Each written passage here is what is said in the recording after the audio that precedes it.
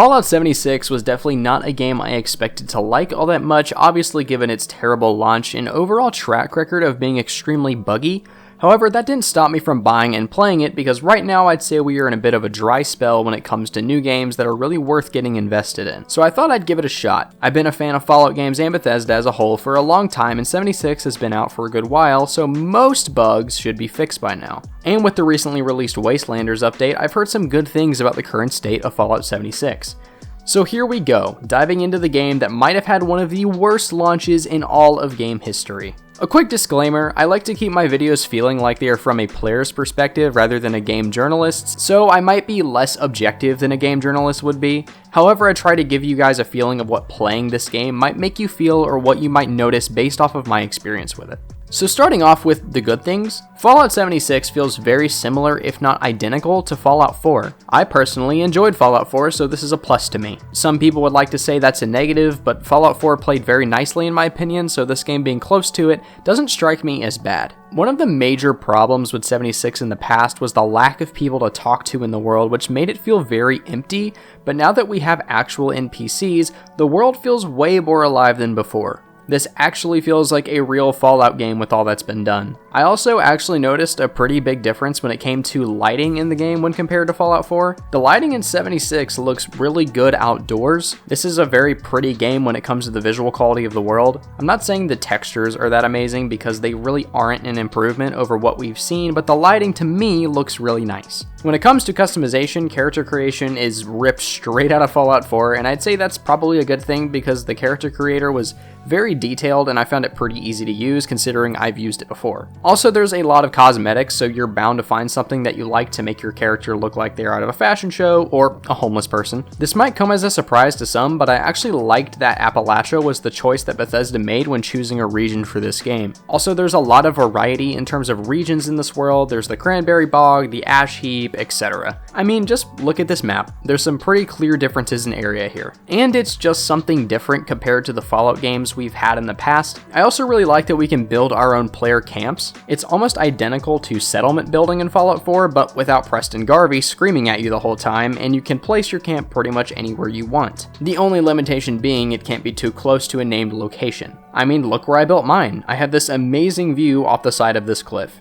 It's a small detail, but at least for me, it makes a big difference, because if I can make my own camp, I at least want it to look good. There's also a lot of different enemy types you will run across, and I'm not even going to start naming them all, but there's a few we've never seen before. One example would be the Scourged. And the fact that we can launch our own nukes is pretty damn cool. And last but not least, there's plenty of events and quests in the world that will keep you busy if you haven't completed them already. Now onto the neutrals. These are things that I wouldn't consider good, but I wouldn't call them bad either. They are just kind of there and worth mentioning. The first one is going to be the Atomic Shop. I personally like the Atomic Shop, but I know plenty of people don't, so that's why I'm putting it here. The way it works is cosmetics and camp customization parts will come up in the shop every week, and you can buy them with a currency called atoms. You can earn these just by playing the game and completing challenges, which is what I've mainly done because you can earn them pretty quickly, or you can just flat out buy them with microtransactions. And I'm not gonna lie, some really cool stuff comes up in the shop sometimes.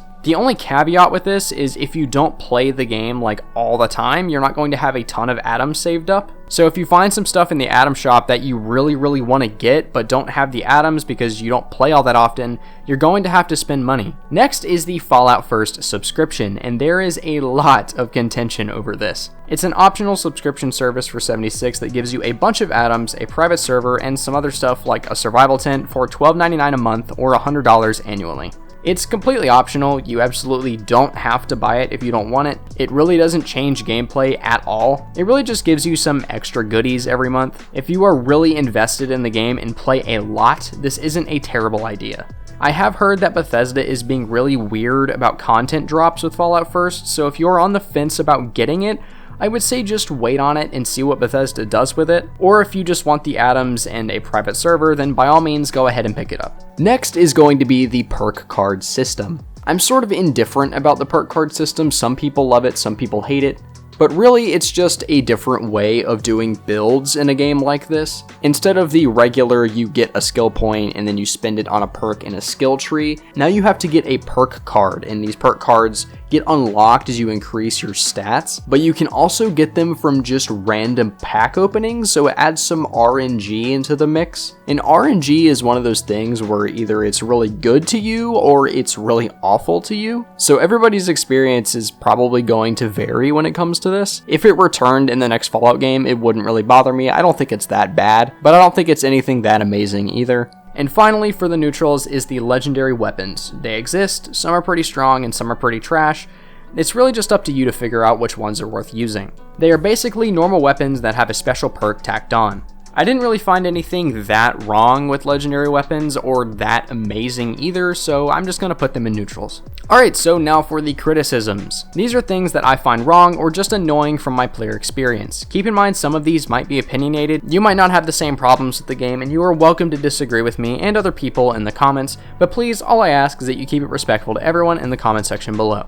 Alright, so starting off, there are still some bugs present in the game. Notable ones I have experienced are not being able to get off of a workbench, or just being put right back on a workbench after getting off of it. Enemies clipping through objects and sometimes teleporting, although that's only happened to me a couple of times. Vertibots spazzing out in the sky, which happens pretty often. And the infamous fall damage while walking bug. Although that one hasn't killed me yet, it's just given me like a couple points of damage while I'm walking sometimes. It doesn't happen very often, but I have seen it literally kill people before, so it's worth noting.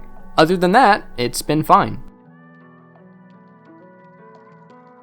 When it comes to core gameplay problems, the main one I have is how delayed damage can be. This is especially apparent on melee. There have been plenty of instances where I've meleeed an enemy, then they damage me after my melee strike connected, and then they take the damage from my melee strike and then die. So I took damage I really shouldn't have taken and wouldn't have taken if the damage was applied in real time. It's really only a second of delay, but that makes more of a difference than you might think. This happens with all weapons, but it's especially annoying on melee because when you're using melee, you're in your enemy's face and you're more likely to get hit. And it's definitely not my own connection, as this doesn't happen to me on any other game I play. Also, melee range feels way too short. You basically have to be making out with an enemy for your melee strike to hit, and being someone that really likes using melee, this has screwed me over so many times it's hard to count. The countless number of times I have swung my super sledge at someone and then taken a face full of buckshot in the face because my melee range is like nothing. Honestly, the best way I can put it is no matter what melee weapon you're using, it feels like your range is equivalent to if you were just punching with your fists. So having a massive hammer doesn't really feel like it gives you any melee range at all. You might as well just be swinging around a little like shank. I also feel like there needs to be a level instancing system so that difficulty is the same across all players on a server. On top of that, loot seems to drop based on the level of the mob that is dropping it. For example, say a level 30 player manages to kill a level 50 enemy. That enemy loot is most likely going to drop at level 50 or something close to it like level 45. Which makes that loot unusable for the player at level 30. How level instancing would fix this would be if an enemy level was matched to the player but only in that player's instance. So if two players, one being level 30 and one being level 50, were looking at the exact same mob, that mob would be level 30 for the first player and level 50 for the second player. And they would both do about equal damage values to that mob given they are using the same weapon. Borderlands 3 does this, and it's a really good way of doing multiplayer PvE. This would also make certain areas way more enjoyable. My first serious camp location was in the Cranberry Bog, and I was a low level at this point in my playthrough, but I built it there because I really liked the way the area looked. But I would constantly get harassed at my camp by a level 50 Scorch Beast as a level 20, and I ended up having to move my camp because of it. I literally got bullied out of the Cranberry Bog by an overglorified gargoyle. And every time I pass through that area, I get attacked by 1 or 2 level 50 plus Scorch Beasts. And trying to progress can be hard when you are being harassed by mobs that are drastically over-leveling you. You just kind of have to avoid those areas entirely unless you just want to get punked. Had those mobs been at my level, I would have had much less of a problem dealing with them. The same thing applies to areas like White Spring that are littered with nothing but level 50 plus glowing ghouls. So as a lower level, you have to be extremely careful when traveling through those areas because you can't really fight back against those enemies. Obviously, as you go up in level, this issue becomes less and less prevalent, but it makes lower level play harder than it should be. Level instancing would be a great addition to the game in my opinion. It would remove the discrepancy between the level of certain mobs and players.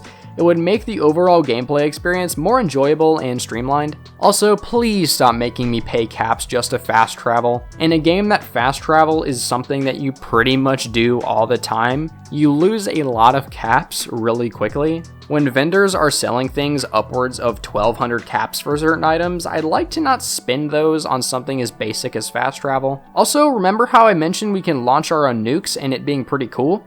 Well, there's also a flip side to that coin. Players get to pick what they nuke, so it's literally a griefer's wet dream. Some people will try to nuke other players' camps and destroy them entirely, which means they'd have to repair every bit of their camp, and that costs a lot of material for some people, but there's an easy way to avoid it. If a player targets your camp with a nuke, just leave the server and it'll be fine, but I think it's dumb that someone is basically forced to back out and server hop to avoid having their camp destroyed by another player.